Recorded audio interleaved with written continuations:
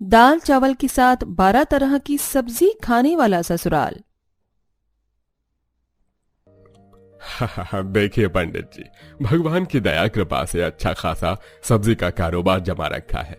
खाता पीता खानदान है हमारा, केवल घर में बहू की कमी है। अजी आप निश्चिंत रहिए दिनेश भाई साहब, आपके लड़के के लिए अव्वल दर्जे की कन्या ढूंढूंगा। बस दक्षिणा देने में कंजूसी मत कीजिएगा। वो क्या है ना, आज तक जितने भी बनियों का रिश्ता करवाया है सारे बड़े कंजूस ही मिले हैं।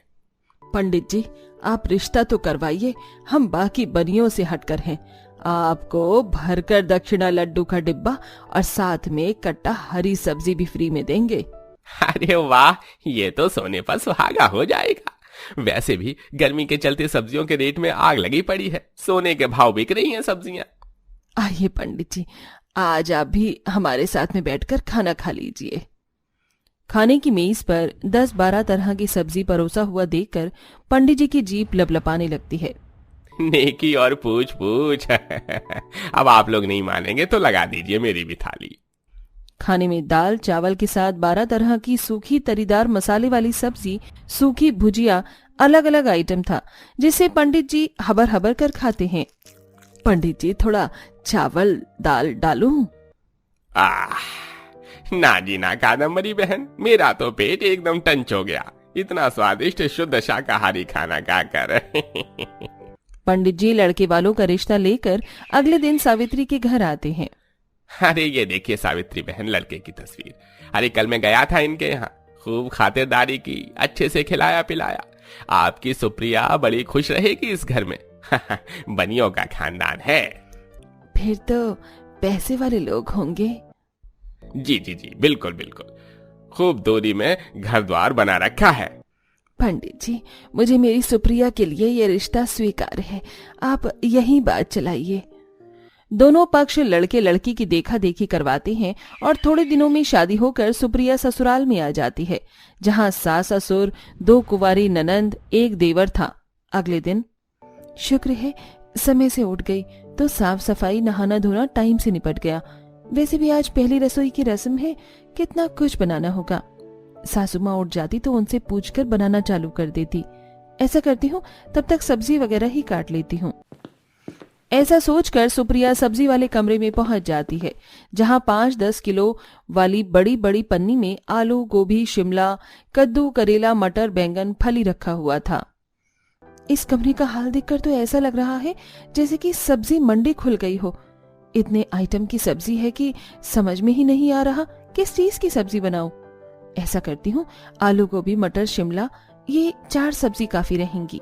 एक मिक्स वेज सब्जी बना दूंगी, थोड़े सूखे आलू और भरवा शिमला, 3 वैरायटी काफी रहेंगी। ऐसा सोचकर सुप्रिया फटाफट से सब्जी किचन में लाकर काटना चालू कर देती है। तभी कादम्बरी आंख मलते हुए रसोई में आती है। उठ गई दुल्हन। अरे वाह, तुमने तो सब्जी छीलना भी चालू कर दिया। क्या क्या बना रही हो आज खाने में? माँ जी, नमक वाली पूरी, थोड़ी मटर वाले आलू गुलाब और 2-4 किस्म की सब्जी बना रही हूँ। बाकी मीठे में चाशनी वाले रसगुल्ले भी बना रही हूँ। मिठाई का नाम सुनकर कादम्बरी मुंह चढ़ा लेती है। तौबा तौबा, अरे बहू, चाशनी वाला रसगुल्ला का नाम सुनकर ही मेरा तो मुंह चिपचिपा हो रहा है। हमारे परिवार में सब लोग चटक मटक खाना खाने के शौकीन हैं, खास करके सब्जी तो तेज मसाले वाली ही खाते हैं। ठीक है माँ जी, मैं पूरी के साथ सब्जी में मसाला तेज रखूंगी। अरे बहू, पूरी तो किसी को भी नहीं भाती। हमारा पूरा परिवार दाल चावल खाना वाला पार्टी है और एक टाइम में 10-12 तरह की सब्जी बनती है, तो ये 3-4 तरह की सब्जी से मामला नहीं जमने वाला। जैसे ही सुप्रिया सास की फरमाइश सुनती है कि उसे एक वक्त के खाने में 10 से 12 तरह की सब्जी बनानी है, तो उसकी हवाइयां उड़ जाती हैं। एक बार में 10-12 तरह की सब्जी? सासू माँ, ये कुछ ज्यादा नहीं हो जाएगा? तभी दोनों ननंद तमन्ना, काव्या किचन में टपक पड़ती हैं। अरे भाभी, इसे तो आप अपनी ससुराल का रिवाज समझ लो। वो क्या है ना, हमें सब्जी बदल बदल कर खाने की आदत है, इसीलिए 12 तरह की सब्जी बनती है। बाकी मेरे लिए आप कश्मीरी लाल मिर्च डालकर बढ़िया आलू दम बनाना, और भाभी मेरे लिए भरवा परवल और कुंदरू की भुजिया बनाना और अच्छे से लाल करना।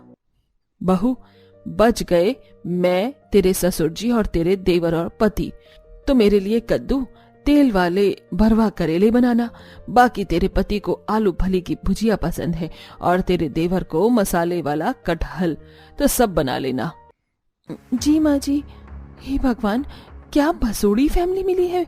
मेरा तो सुनकर ही माथा सनक रहा है। किसी को तरी वाली सब्जी खानी है तो किसी को मसाले वाली और किसी को भुजिया। मेरे तो भेजे का भजिया बन रहा है। चिड़चिड़े मिजाज से बहू गैस चूल्हे पर बड़े सी पतीलों में चावल और दाल चढ़ाकर सब्जी काटने में भिड़ जाती है और कुछ देर गुजरती है कि देवर रसोई में चक्कर मारने आता है। भाभी, दाल चावल सब्जी कब तक बन जाएगा? भूख लग रही है तेज। देवर जी, आपको दिखाई नहीं दे रहा था? अभी दाल चावल बन रहा है, उसके बाद सब्जी छौंकूंगी। अरे भाभी, आप इतनी बड़ी बड़ी भुजिया क्यों काट रही हो? थोड़ा बारीक काटो ना, नहीं तो लाल नहीं होगा। बहस किया। एक तो ये छुरी से सब्जी नहीं कट रही जल्दी, ऊपर से ये देवर नाक में दम कर रहा है। देवर जी, आप चुपचाप से रसोई से बाहर का रास्ता नाप लीजिए, मेरा भेजा गरम मत कीजिए। सुप्रिया को खुंदक चढ़ा देखकर अंकित बाहर खिसक जाता है। 12-12 तरह की सब्जी बनाने में बहू को 3-4 घंटे लग जाते हैं। तभी ससुराल वालों के किचकिच चालू हो जाती है। अरे बहू, दाल चावल और सब्जी ही तो बनानी थी, ऐसे भी कौन सी खिचड़ी बनाने को जुट गई हो? ले आओ खाना भाई। जी जी ससुर जी, लाई। भगवान जी, आज तो ऐसा लग रहा है जैसे मेरे ससुराल वालों के अंदर भस्मासुर की आत्मा घुस गई है।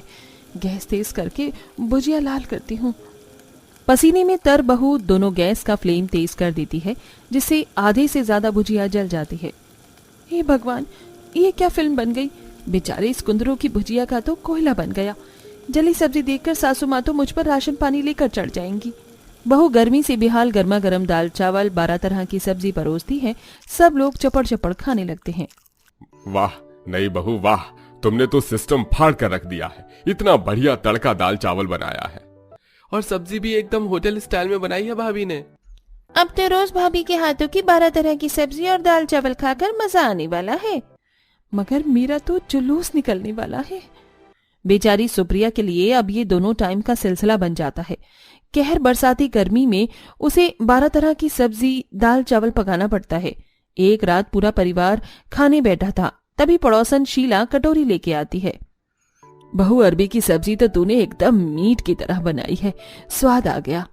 जी माँ जी, वो मैंने इसे अलग अंदाज से खड़े मसाले, लौंग, इलायची, दालचीनी पीसकर बनाया था, इसीलिए। अरे कादम्बरी बहन, थोड़ी सब्जी मिलेगी क्या?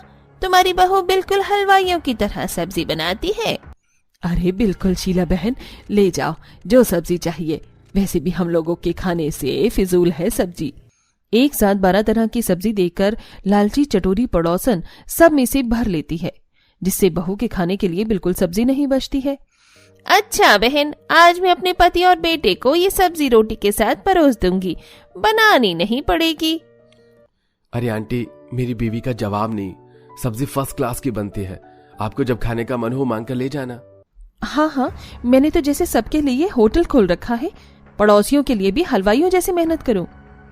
सबके खाने के बाद बहू बौखला कर पटक पटक कर बर्तन मांजती है।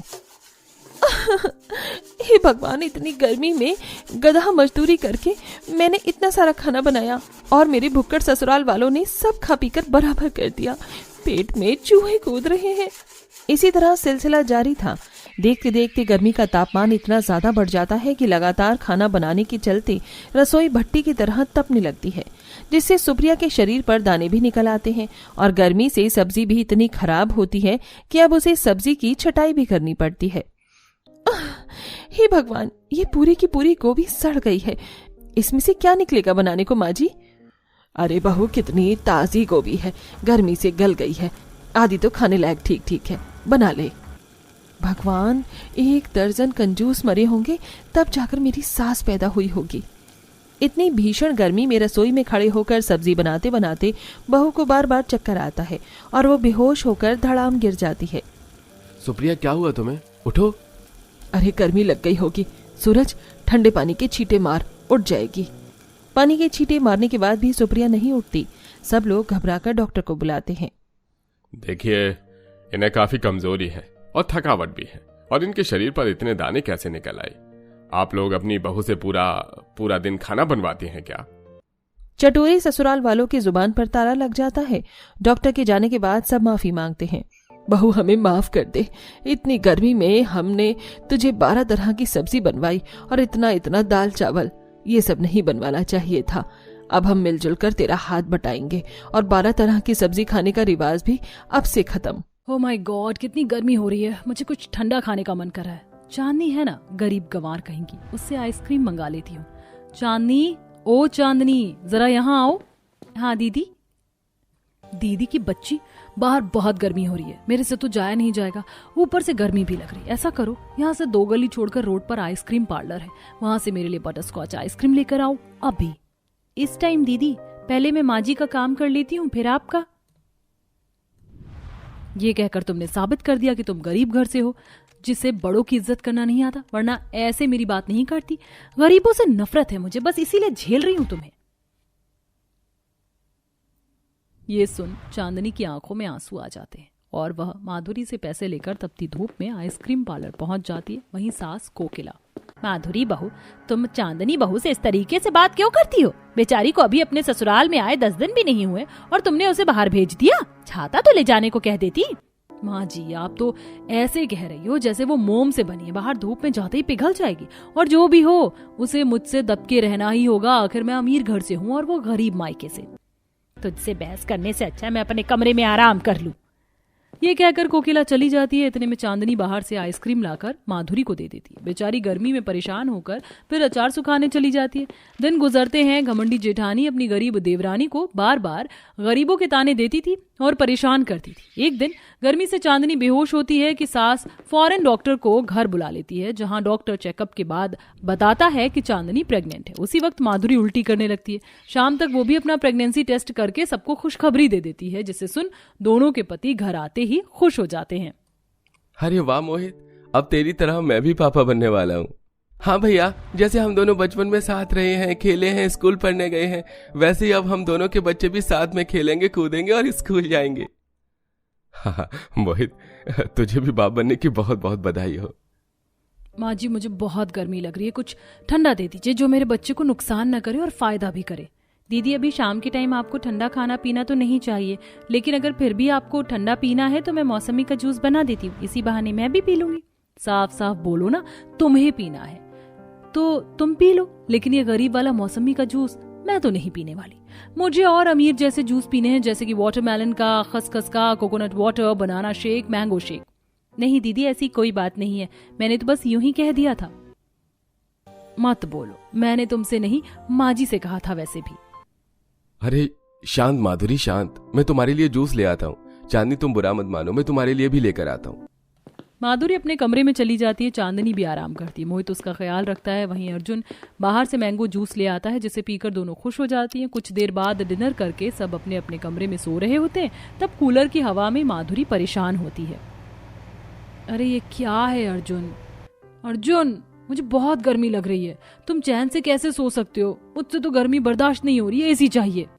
क्या हुआ माधुरी, क्यों मेरी नींद खराब कर रही हो? अरे मुझे तो नींद आ रही है ना। अर्जुन, तुम्हें जरा सी भी अपने बच्चे की फिक्र है कि नहीं? मुझसे नहीं सोया जा रहा। आज सो जाओ, कल मैं माँ से बात करता हूँ। अर्जुन की बात सुनकर चिढ़कर माधुरी सोने की कोशिश। सुबह हो जाती है। देवरानी रसोई की गर्मी में खाना बना रही होती कि जानबूझकर माधुरी आधी बनी रोटी को छुपाकर कूड़े में फेंक देती है कि तब, चांदनी, तुमने खाना बना लिया? सब लोग डाइनिंग टेबल पर इंतजार कर रहे हैं। रोटियां कहाँ हैं? यहीं तो रखी थी जेठानी जी। अरे अभी तो मैंने सबके लिए रोटियां बनाकर रखी हैं, कहाँ चली गई? चांदनी, तुम प्रेगनेंसी के दौरान पागल तो नहीं हो गई हो? एक भी रोटी नहीं है, मैंने तो तुम्हें रोटी बनाते हुए नहीं देखा। फटाफट रोटी बना लो, हमारे पतियों को ऑफिस भी जाना है। जी दीदी। ऐसा कैसे हो सकता है? मैं इतनी देर से गर्मी में खड़े खड़े खाना बना रही हूँ, सारी रोटी कहाँ चली गई? कोई बात नहीं, दोबारा बना लेती हूँ। पसीने में तर होकर चांदनी दोबारा से सबकी रोटी बनाती है, जिस वजह से सास चांदनी को सुना भी देती है और ये देखकर माधुरी को बहुत खुशी मिलती है। अभी तो देखती जाओ चांदनी, मैं तुम्हें कितना परेशान करूंगी।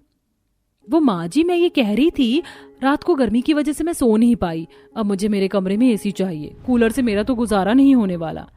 बहू, अब तुम दोनों की प्रेगनेंसी शुरू हो गई है, बहुत खर्चा है, ऐसे में एसी लाने की क्या जरूरत है? शुक्र करो तुम्हारे पास कूलर है। चांदनी के कमरे में तो सिर्फ एक पंखा है जो धीरे चलता है। माँ जी मुझे समझ नहीं आता, बार बार मुझे उस गरीब देवरानी से कंपेयर क्यों करती हैं? वो रह सकती होगी गर्मी में, लेकिन मेरे बस की बात नहीं है। और अगर मेरे रूम में एसी लग भी जाएगा तो कूलर तो इसके ही काम आएगा ना। हाँ माँ, मैं इसके कमरे में एसी लगवा रहा हूँ। कल रात को ये परेशान हो गई थी, और इस प्रेगनेंसी में ये परेशान होगी तो इसके और बच्चे की सेहत के लिए ठीक नहीं है ना। जब सब कुछ सोच लिया है तो मुझे क्या बता रहे हो? और एक बात बता दूं, ज्यादा एसी चलाने की जरूरत नहीं है, क्योंकि इससे इसे भी सर्दी लग सकती है और बच्चे को भी। खाना खाकर कोकिला अपने कमरे में चली जाती है। वहीं कुछ देर में अर्जुन एसी वाले को घर भेज देता है, जहां वह घमंडी जेठानी के कमरे में एसी लगाकर चला जाता है। और जेठानी ठंडी ठंडी एसी का मजा लेती है और बैठे बैठे चांदनी को आवाज देती है। चांदनी, अरे ओ चांदनी। जी दीदी, आप कुछ कह रही हैं? हाँ देखो, मेरे कमरे की ठंडी ठंडी एसी की हवा खाकर देखो, अच्छा लग रहा है ना? तुमने तो कभी अपने गांव में एसी भी नहीं देखा होगा, सोना तो बहुत दूर की बात है, गरीब जो हो। ऐसा करो, मेरे लिए फ्रूट्स ले आओ, बनाना भी लेकर आना। ठीक है दीदी, मैं अभी लाई। फिर चांदनी गर्भवती में माधुरी के लिए फल काट कर उसे देती है, जिसे वह खा लेती है और केले के छिलकों को जानबूझकर चांदनी के पैरों के सामने फेंक देती है, जिससे वह गिर जाती है, लेकिन सोफे से बच जाती है कि तभी कोकिला। चांदनी, चांदनी बहू, तू ठीक तो है ना? माधुरी, ये सब क्या है? तू पागलों की तरह केले खाकर चल के जमीन पर क्यों फेंक रही है? अभी चांदनी के बच्चे को कुछ हो जाता तो। सॉरी माँ जी, मुझे ध्यान नहीं रहा। वक्त गुजरता है, दोनों बहू की प्रेगनेंसी 6 महीने की हो गई थी। इस बीच माधुरी ने चांदनी को परेशान करना बिल्कुल नहीं छोड़ा। घर के सारे काम करवाकर खुद आराम से एसी के सामने पड़ी रहती थी। एक बार गर्मी की वजह से चांदनी का कमरे में मन नहीं लग रहा था, कूलर ठीक से चल नहीं रहा था। वह घर के सामने बने पेड़ पर अपने पति से झूला लगवा लेती है और झूला झूलने लगती है। ये देख माधुरी हंसती है। ये क्या तुम बच्चों की तरह पेड़ पर झूला झूल रही हो, वो भी इतनी गर्मी में? दीदी गर्मी नहीं लग रही है, यहाँ पेड़ की ठंडी ठंडी छांव है और झूला झूलने से बहुत अच्छा लग रहा है। मेरी घबराहट भी खत्म। तुम देखना, तुमसे अच्छा झूला झूलूंगी, वो भी अपने कमरे में, एसी वाले। माधुरी ऑनलाइन झूला ऑर्डर करके घर मंगवा लेती है, जिससे एक लड़का उसके कमरे में झूला लगाकर चला जाता है और वह एसी की हवा में झूलती है कि तब सास। बहुत तुम्हारा दिमाग खराब है क्या? इतनी जोर जोर से क्यों झूल रही हो? अपने कमरे में ये झूला टूट गया तो तुम्हें पता भी है तुम्हें और बच्चे को कितनी तकलीफ हो सकती है। माँ जी, आप क्यों बार बार चीची चीची करने आ जाती हो मेरे सर पर? शांति से अपने कमरे में भी नहीं रहूं क्या? कल मुझे चेकअप के लिए जाना है, आप चलोगे ना? Life hospital. लाइफ हॉस्पिटल कितना महंगा है, वहां जाकर क्या करना है? तू सोनिया गांधी हॉस्पिटल चलना, चांदनी बहू के सारे टेस्ट वहीं हो रहे हैं। हाँ दीदी, वहाँ साथ में चलेंगे। चांदनी, मैं कितनी बार कहूँ, तुम्हारी तरह गरीब नहीं हूँ, पैसे हैं मेरे पास, धक्के नहीं खा सकती सरकारी अस्पताल में तुम्हारी तरह फ्री की चीजों के लिए। कोई बात नहीं, मैं अकेली ही चली जाऊंगी। चांदनी कोकिला को समझाती। अगले दिन कोकिला माधुरी के साथ प्राइवेट हॉस्पिटल जाती है और बेचारी चांदनी अकेले सरकारी अस्पताल जाकर चेकअप करवाती है। रात होते होते चांदनी के कमरे का कूलर खराब हो जाता है तो वो अपने पति के साथ छत पर मच्छरदानी लगाने जा रही होती है। इतने में जानबूझकर माधुरी पूरी छत को पानी से गीला कर देती है। अरे भाभी, आपने गीला क्यों किया? अब हम कैसे सोएंगे? कोई बात नहीं मोहित जी, जेठानी जी ने अच्छा किया। छत बहुत गर्म हो रही थी, लेकिन अब सोने में और भी अच्छा लगेगा। हद हो गई, मैं तो काम बिगाड़ने आई थी लेकिन उल्टा ही हो गया। फिर दोनों पति पत्नी गर्मी में मच्छरदानी लगाकर छत पर ही सो जाते। ऐसे ही 9वां महीना भी आ जाता है। दोनों बहू को लेबर पेन शुरू हो जाता है। तब नॉन एसी कार में माधुरी जाने को तैयार ही नहीं थी। बहुत ड्रामा करके एसी वाली कार को मंगवाती है, तब जाकर हॉस्पिटल पहुंचती है। लेकिन वहां माधुरी के साथ कॉम्प्लिकेशंस हो जाती हैं। उसका बेबी घूम गया था, जिस वजह से डिलीवरी नहीं हो पा रही थी। उसी वार्ड में चांदनी थी। तब चांदनी उसके पेट पर हाथ रखकर बच्चे को धीरे धीरे घुमाने की कोशिश करती है। दीदी, गर्मी की वजह से आपकी हालत खराब हो रही होगी, लेकिन आप लंबी लंबी सांस लीजिए, देखना आपके बच्चे को कुछ नहीं होगा। अरे, आप बच्चों को घुमा सकती हैं? हाँ, इसीलिए तो कर रही हूँ। गांव में भी एक ऐसी ही डिलीवरी हुई थी, इसलिए मुझे पता है।